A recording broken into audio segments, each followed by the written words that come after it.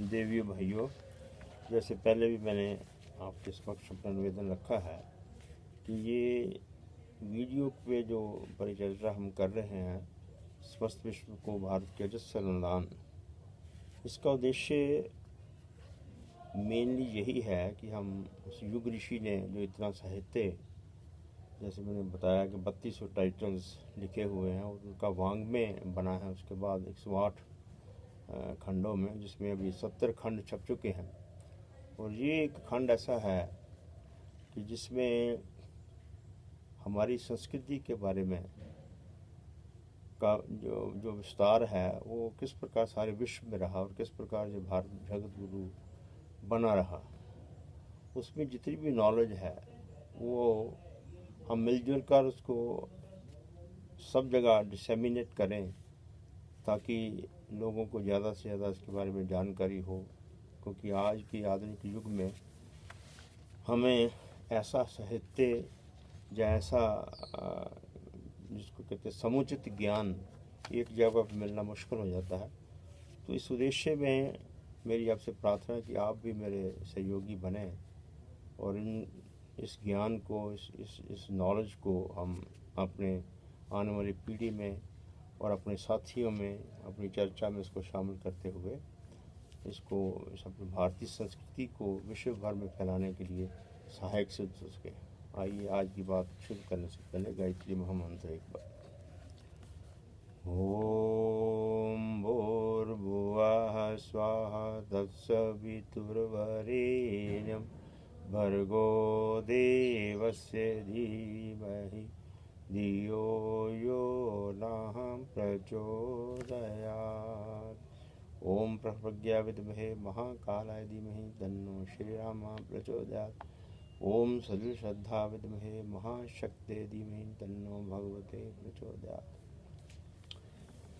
युग ऋषि इस अंक में लिखते हैं कि भारतीय संस्कृति की विजय पताका फहराने जिन दिनों स्वामी विवेकानंद अमेरिका गए थे, उस अवधि में उनसे एक अमेरिकी विद्वान ने पूछा कि जब आपकी संस्कृति इतनी महान और समर्थ है तो भारत को गुलामी की जंजीर क्यों पहननी पड़ी? देश कमज़ोर और जर्जर क्यों हो गया? स्वामी जी ने उत्तर दिया कि ये सब भारतीयों की आपसी फूट की चरम परिणति है। पर एक न एक दिन देशवासियों को अपनी गलतियों का बोध होगा, अतीत से वे सबक लेंगे और अखंड भारत के नव निर्माण में जुट जाएंगे। तब भारत का उदय एक बृहत्तर राष्ट्र के रूप में होगा। एकता, समता और शुचिता उसका आदर्श होगा। जिन लोगों ने भारत का मध्यकालीन तथा ब्रिटिश राज्य की स्थापना का इतिहास पढ़ा है, वे इस तथ्य से भी भरी परिचित होंगे कि मुट्ठी भर विदेशी आक्रमणकारी और थोड़े से अंग्रेज किस तरह अपने इरादों को पूरा करने में सफल हुए। फूट डालो और राज्य करो, डिवाइड एंड रूल की कूटनीति को अपने चरम स्वरूप में अंग्रेजी शासनकाल में एक सशक्त मनोवैज्ञानिक हथियार के रूप में प्रकट हुई। पर इसका प्रयोग मध्यकालीन मुगल शासन से ही आरंभ हो चुका था। पृथ्वीराज चौहान से 16 बार बुरी तरह पराजित होने तथा 16 बार जीवन दान पाने के बावजूद भी मोहम्मद गौरी ने 17वीं बार पृथ्वीराज के ऊपर आक्रमण किया।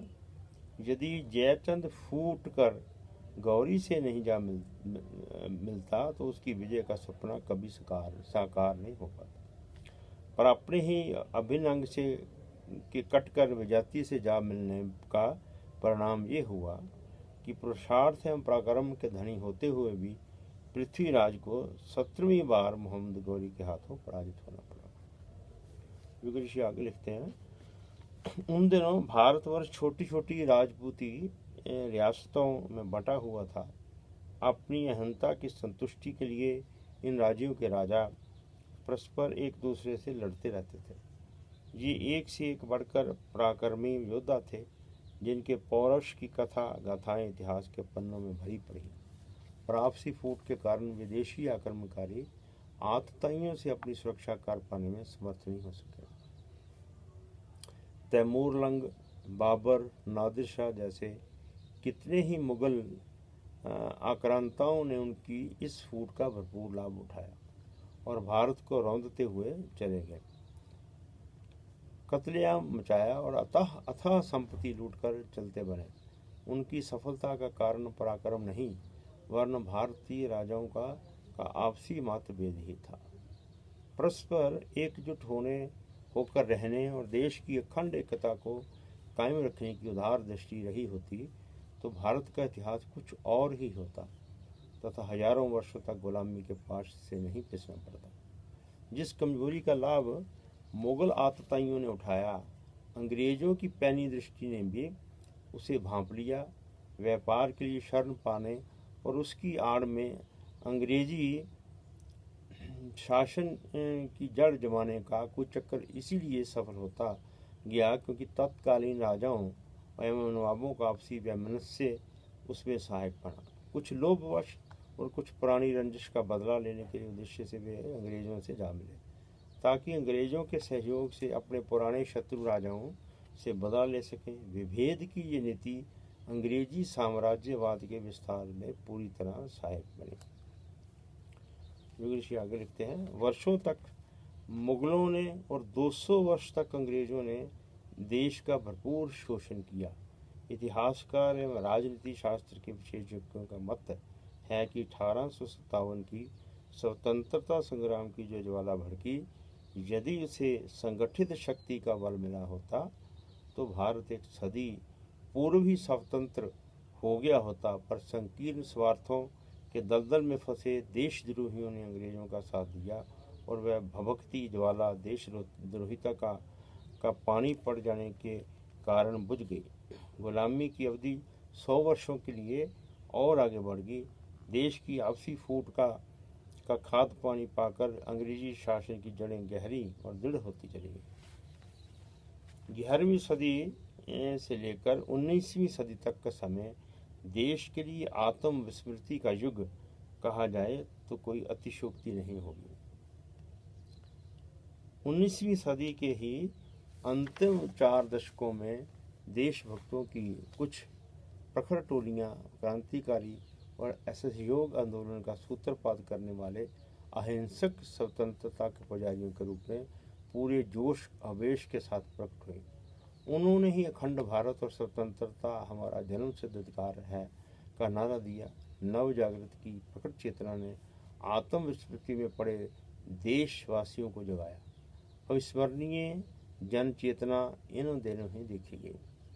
स्वतंत्रता संग्राम की आग पूरे भारत में दावानल की भांति फैलती गई। देश में रहने वाले भारत माँ का पैपान करने वाले हिंदू, मुस्लिम, सिख, बौद्ध सभी धर्मावलंबियों ने देशभक्ति के बेमिसाल उदाहरण प्रस्तुत किया।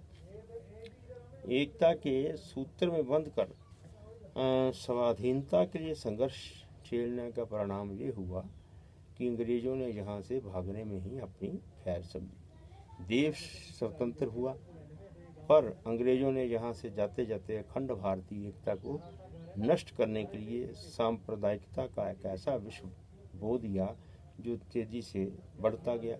हिंदू मुस्लिम दंगे देश के विभिन्न भागों में हुए, जिसमें कितने ही निरपराध व्यक्तियों को जान से हाथ गंवाना पड़ा।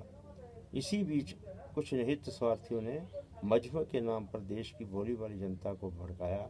मुसलमान जो भारत के अभिन्न नागरिक के रूप में हिंदुओं के साथ सहोदर भाई की तरह सदियों से रह रहे थे, उन्हें भड़काया गया। अलग स्वतंत्र राष्ट्र के रूप में पाकिस्तान बनाने की आवाज़ उठी, जिसके लिए गिने चुने कुटिल बुद्धि के मुस्लिम नेताओं द्वारा कितने ही प्रकार के राजनीतिक एवं सांप्रदायिक हथकंडे अपनाए गए।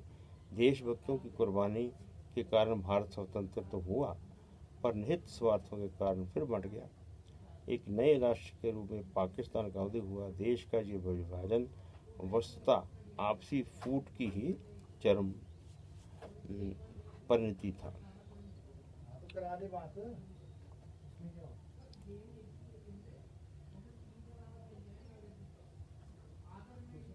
चोरों की दाल वही गलती है जहाँ सतर्कता एवं जागरूकता का अभाव है।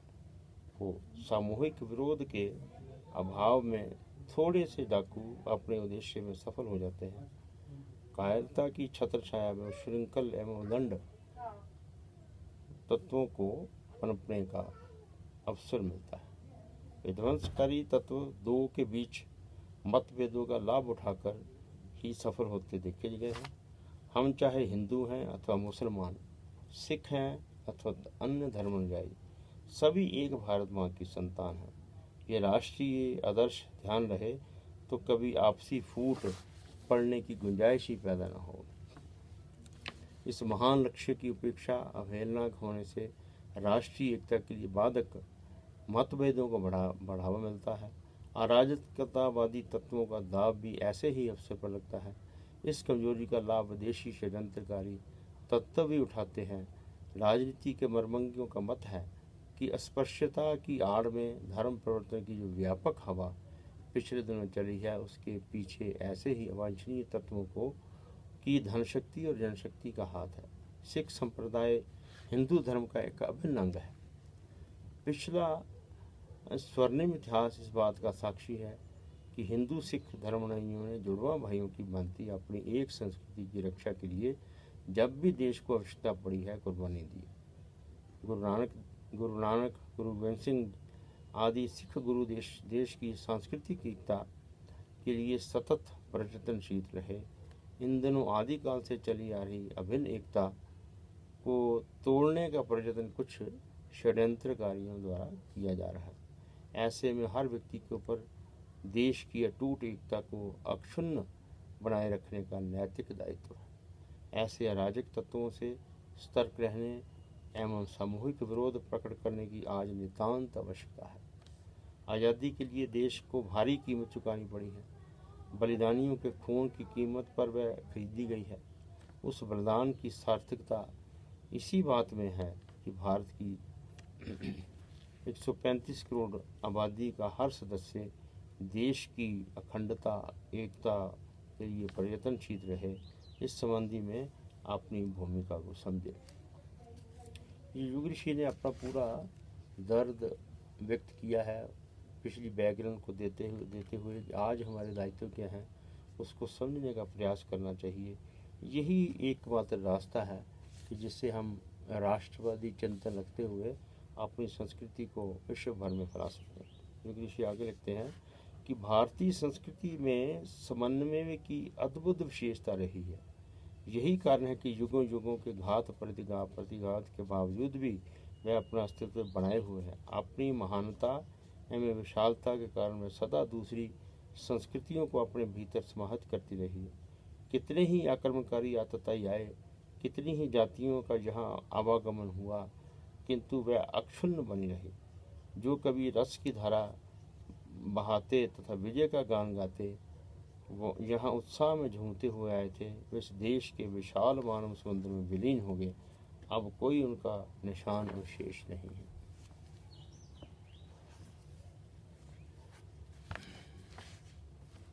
इसी को लेकर रविंद्रनाथ टैगोर जी ने जो कहा वो मुझे बताते हैं कि एकता एवं समन्वय की विशेषता की अभिव्यक्ति भाव अभिव्यक्ति की एकता एवं समन्वय की विशेषता की भाव अभिव्यक्ति महाकवि रविंद्रनाथ टैगोर ने अपनी एक कविता में इस प्रकार की है कि ये भारत देश महानता का केंद्र है और मेरे हृदय इस पवित्र तीर्थ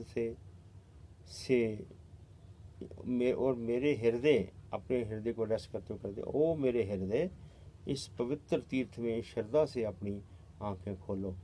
किसी को भी ज्ञात नहीं है कि किसके आमंत्रण पर मनुष्यता की कितनी ही धाराएं तीव्र वेग में से प्रवाहित होती हुई कहाँ कहाँ से आई और इस महासमुद्र में समा गई।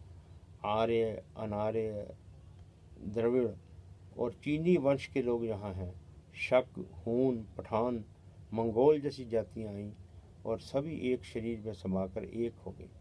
इस देश के हृदय में प्रवाहित रक्त में सबका स्वर ध्वनित हो रहा है।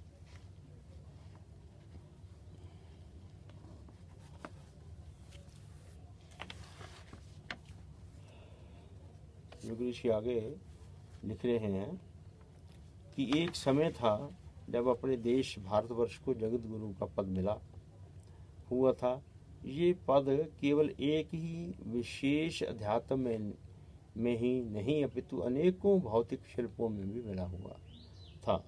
आज की स्थापत्य कला, वस्त्र शिल्प, शस्त्र कौशल और कृषि कार्य सदा से संसार का पथ प्रदर्शक रहा है। जिस समय संसार पशु अवस्था और सभ्य रहित स्थिति में था, भारत उस समय सभ्यता, संस्कृति तथा विविध शिल्पों के शिखर पर पहुंच चुका था।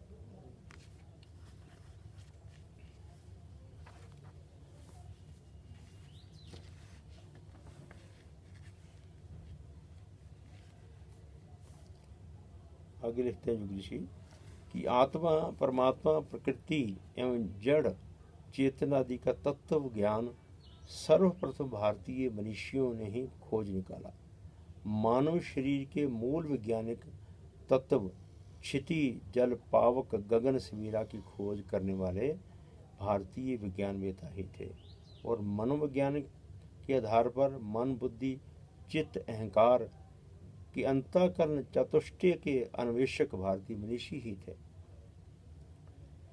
भारतीय संस्कृति और मानव सभ्यता के जन्मदाता महात्माओं ने जो ज्ञान प्राप्त किया था वह केवल अपने तक, अपने देशवासियों तक ही सीमित नहीं रखा, बल्कि हाथ में कमंडल, कंठ में कृष्णवंतु विश्वम आर्यम का उद्घोष लेकर निकले और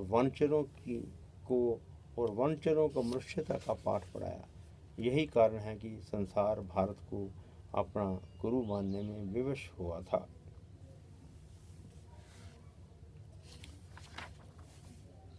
योगी ऋषि आगे हमें बता रहे हैं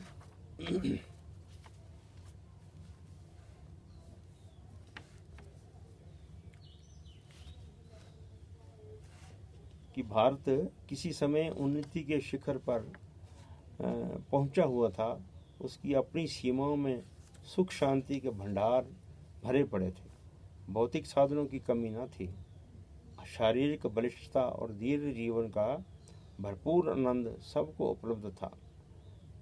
परिवार एक छोटे राष्ट्र के रूप में विकसित होते हुए विकासमान पुष्प पादपों से भरे पड़े उद्यान की तरह शोभायमान थे। धन संपदा की कमी न थी। अन्न भंडार भरे पड़े थे और दूध घी की नदियां बहती थी। सोना चांदी जैसी बहुमूल्य धातुएं घरेलू बर्तनों में प्रयुक्त होती थी। सामाजिक सुव्यवस्था परस्पर की साधन सद्भाव सहयोग पर समुन्नत स्थिति में जा पहुंचती थी। शालीनता और सज्जनता को हर व्यक्ति ने आवश्यक वस्त्रों की तरह धारण कर रखता था।